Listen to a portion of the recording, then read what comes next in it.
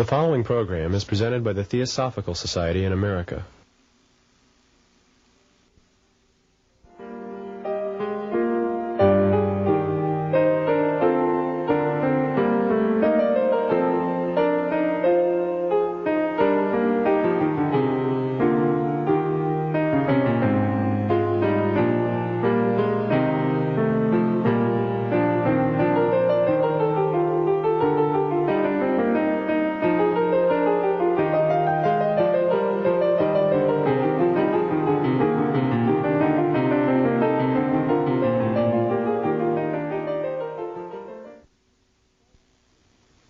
In our first two programs, Ed Abdul began establishing a framework for a theosophical worldview by looking at the implications of the first two fundamental propositions of the secret doctrine.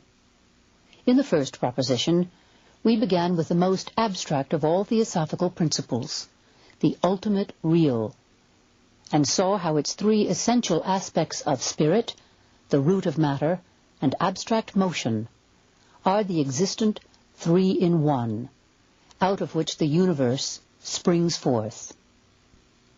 We then said that this triplicity became a septenary, and that all of nature reveals itself in what the theosophical literature describes as the 7 planes of nature. And yet throughout we see a fundamental unity, since all three aspects of the ultimate real pervade life in all its diversity. We demonstrated the existence of this unitive quality in nature by taking a closer look at the idea of motion as it is used in the second fundamental proposition. We saw that motion can make one thing appear to be many things, depending upon its rate of motion. By seeing this unitary principle in the obvious, one can begin to see it in the less obvious, as pervasive in all things and at all levels. In this program, we are going to look further at life's creative processes by continuing our exploration of the septenary principle mentioned earlier. How does it express itself in nature, especially in human nature? Of these 7, we are going to begin with the one considered most abstract, called by the Sanskrit term Atma. In simple terms, Atma is a point in the ultimate real. Now, thanks a lot, you might say. That doesn't tell me anything. But first of all, let's look at the difference between a point and a dot. A dot represents a point. You'll see that in the diagram. No matter how thin I get that dot, no matter how tiny, even if only a molecule thick, it's still three-dimensional, isn't it? A point, you see, has no dimensions at all. It's just a locus, a location, a mathematical concept, which our minds can entertain. Please be careful to see this, even though we can never see a point. We have within us the ability to understand something so totally abstract as a point. So that point, it is said, is our ultimate eternal nature, and all else is transitory, although some aspects of us last millennia, perhaps, but not forever in the ultimate sense. Now, that is said to be a point in this undifferentiated background, and the only way that we can come close to maybe all of us experiencing it, at least as its nature is to perhaps recall there have been times when we woke up in the morning, and for ever so short a period of time, we just were awake. There was just that feeling of am. Isn't that true of all of us? For just a split second, am. Not where am I? Not what day? Not what are my problems or what are my joys? Nothing. Just beingness. Everyone has had that, haven't they? Just that sense of beingness. That comes close to this idea of raw awareness or unconditioned consciousness. And it said we're a point in that unconditioned consciousness in a sense. Now, you see the objects of consciousness come before us very quickly. Oh, what day is it? Monday. Oh, I have to go to work and deal with that awful boss. Oh, it's Sunday. I have a day off I can sleep in. Oh, I'm going away this week. That's going to be fun. All those things come before us. These are the objects of consciousness that come before us. Now it's said we're one-pointed. Let me just recall to your minds other experiences that every one of you have had.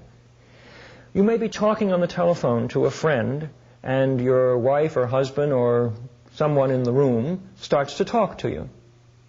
And for a while you try to listen, and you try to carry on both conversations, don't you? And what do you finally do? You finally say, excuse me a minute, someone is talking to me. What is it you're saying? And then you come back, don't you? Why do you do that? Because conscious attention is one-pointed. We can do many things at a time. We can juggle, if we're good, and walk on a tightrope, maybe, and sing a song.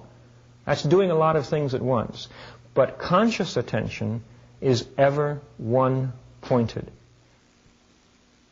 The second human principle from the Theosophical philosophy is called buddhi, and comes from the Sanskrit root bud, which means to awaken.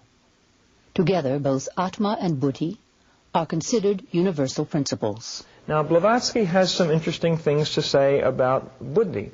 She calls it the vehicle of Atma, which doesn't tell us very much. She calls it universal mind. Now, that sounds strange. Doesn't sound so religious now. Then she says it's wisdom, and then a very strange one it would appear on the surface, bliss. Why bliss? Doesn't seem to fit, does it, with the others? Cosmic ideation and spiritual intuition. Now, I like to use the word insight rather than intuition, simply because intuition to most people means a psychic hunch. That's very real. It's not unreal. We all have had something of that in our lives, probably, even if we've just known who was on the phone when the phone rang. But in the theosophical sense, intuition is getting an insight into something.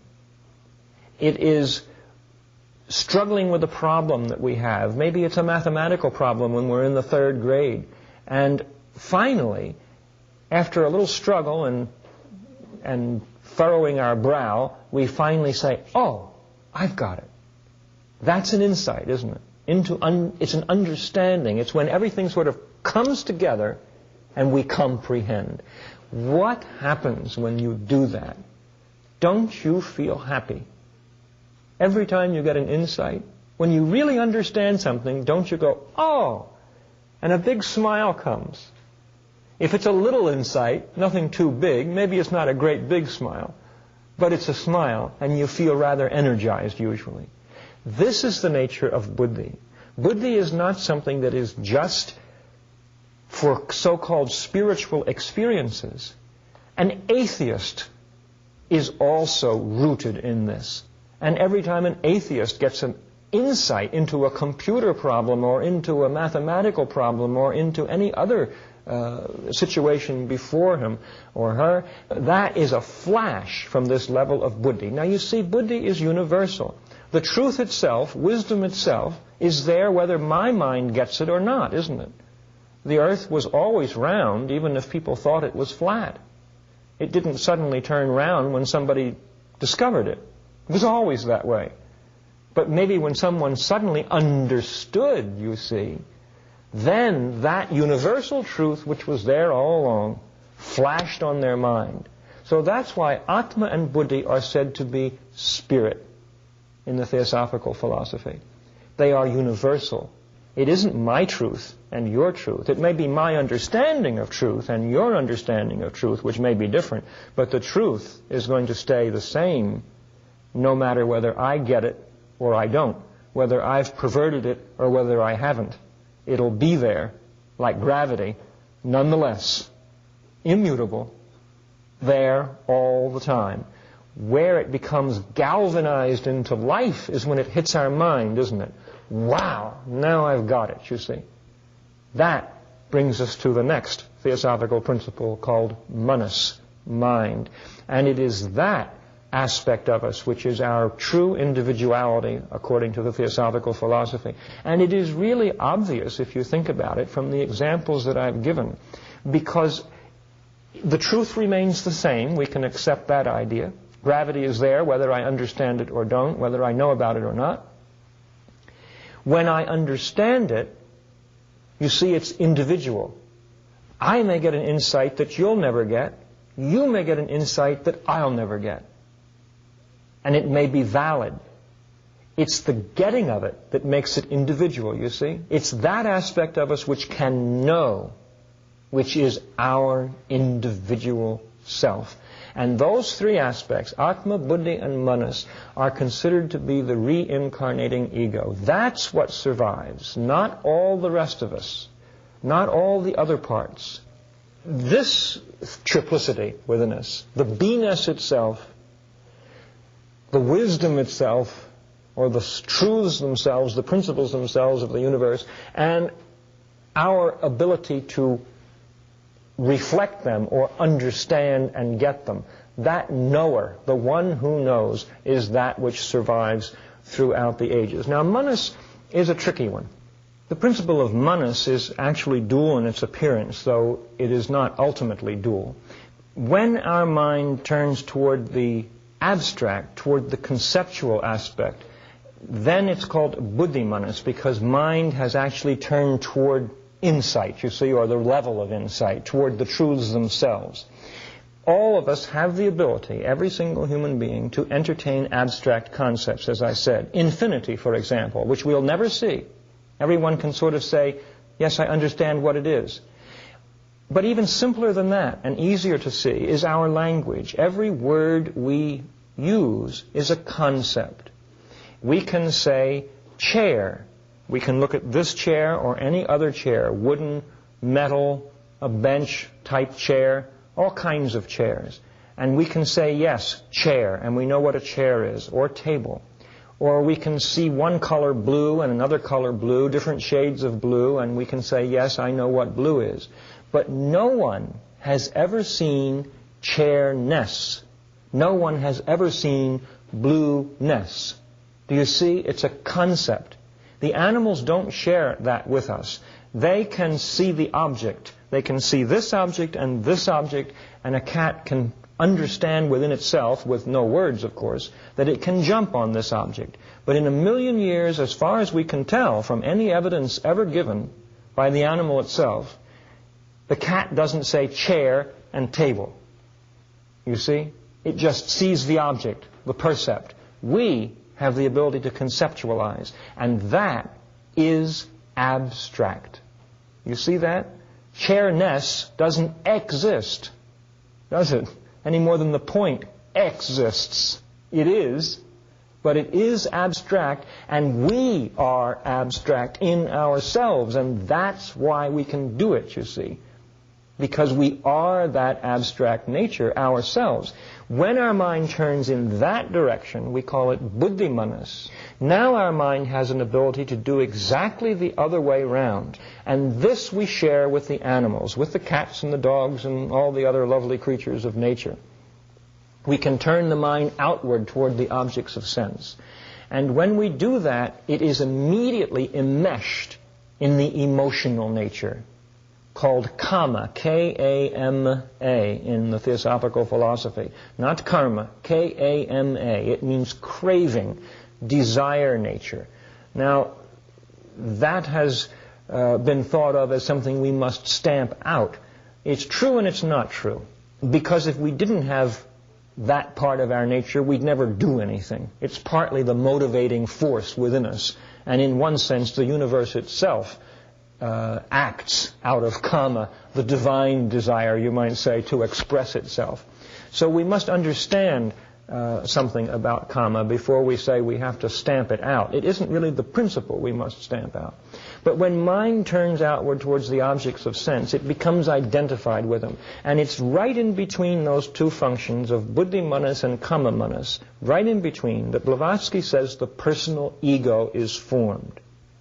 Now, we're going to say a lot more about that in the last class on self-transformation, but suffice it to say now that probably, now this is me, I've not read it in Blavatsky, but maybe it's there, but it's my understanding. It's very likely the reason that happens there is because the moment consciousness turns outward, there is a strong sense of I and not I. Isn't that true?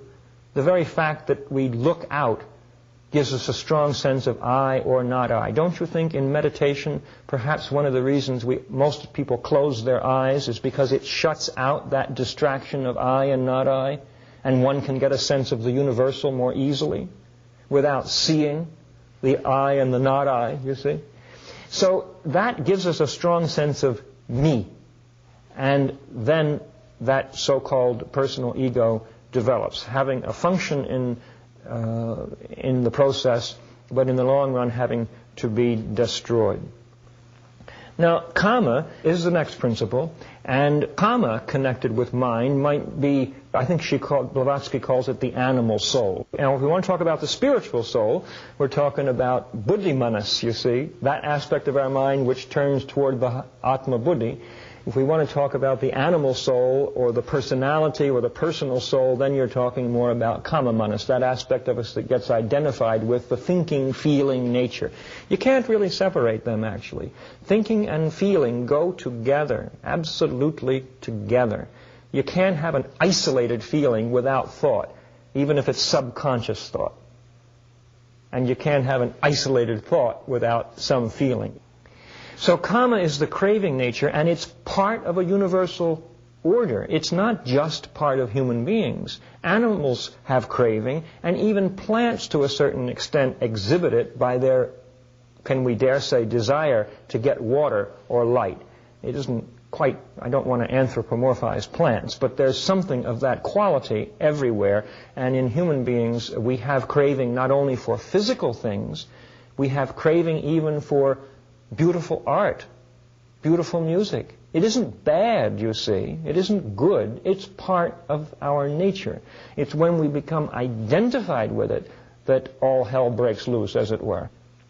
The next level we might call prana, vital energy, so that we can experience that as vitality in our being. And Blavatsky says it's not individual. I find that very interesting. It's as though she feels it's a sort of an energy that runs through us, like the air comes in and goes out, you see? And it is that prana that's used in healing very often. People, when we bump our knee or something, or hurt our arm, isn't it a universal reaction that we touch it? We put our hand on it. I've often thought maybe we understand subconsciously that there's a kind of an energy always flowing through the hand, and somehow it helps a little bit, doesn't it? So that's prana. Now that expresses itself through what's called a Sanskrit mouthful, linga sharira, spelled L-I-N-G-A S-A-R-I-R-A or S-H-A-R-I-R-A. It's a transliteration, of course, from Sanskrit. And the later literature had I think, an improved term here. They called it the etheric body. But in any case, whatever we call it, this is in the nature of a force field. You know, if you take iron filings and put them on a piece of paper and put a magnet under it, they all line up, don't they, along the lines of force. We all know that.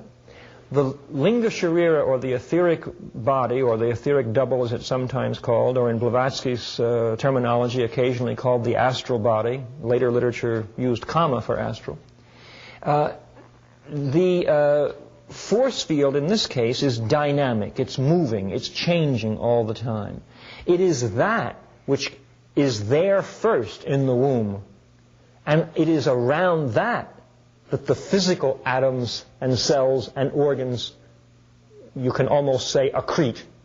You see, like the iron filings? That's what holds them together, that etheric field.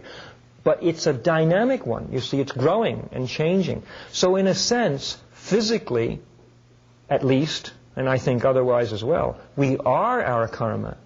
It isn't we get it from outside. We are it, you see, because that field is the production of the past, in a sense. It comes out of the actions and the forces and the powers of our own past, created unconsciously by us, because God knows if we did it consciously, we'd have done it differently. But it's created by us nonetheless, according to this philosophy. And then, of course, finally, we have the physical body, which needs no explanation from us in terms of knowing we have it and dealing with it every day. But nonetheless, it is critically important, I feel, that we understand that this physical body is the vehicle for all of the principles. Every single one of them is revealed here in this body. So we must never denigrate the physical world. This universe went into an enormous amount of trouble, if we can put it that way, to create this visible universe. How dare we say it doesn't matter, that we want to be spiritual and pay no attention to the physical? This is nonsense from a theosophical point of view. This is the end product. Well, not end because there's no end, but it's the outermost revelation of this whole process. It's that toward which the universe has been moving all this time, to reveal all those principles in the exterior world, you see. And so St. Paul said very wisely, the body is the temple of the living God.